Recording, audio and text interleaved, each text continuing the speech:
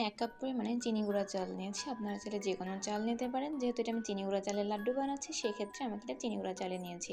চালটা আমি খুব ভালো মতো ড্রাই রোস্ট করে নিয়েছি। নেওয়ার পরে এটা ব্লেন্ডারের সাহায্যে এটাকে গুঁড়ো করে নিয়েছি। এখন আমি এতে দিয়ে দেবো 1 কাপ পরিমাণে গুঁড়া দুধ। দিয়ে খুব সবগুলো উপাদান খুব ভালো মতো মিশিয়ে নেব। ভালো মতো মিশানো হয়ে গেলে এরপর একটা কড়াইতে দিয়ে দেবো 1 কাপ পরিমাণে চিনি, 2টা এলাচ, দারচিনি এবং তেজপাতা। হাফ কাপের একটু বেশি পরিমাণে পানি দেবো। দিয়ে পানিটা একটু ফুটিয়ে নিয়ে এর মধ্যে দিয়ে দিব যে ড্রাই রোস্ট করা গুঁড়াটা, ওটা দিয়ে দিব। দিয়ে সবগুলো উপাদান খুব ভালো মতো মিশিয়ে নেব। আসসালামু আলাইকুম দর্শক, আপনারা সবাই কেমন আছেন? আশা করি আপনারা সবাই ভালো আছেন।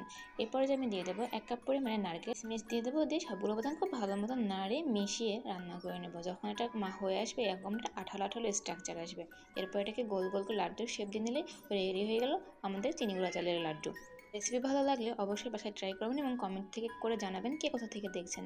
দেখা হবে পরবর্তী কোনো ভিডিওতে নতুন কোনো রেসিপি নিয়ে। সে পর্যন্ত সবাই ভালো থাকবেন। আসসালামু আলাইকুম।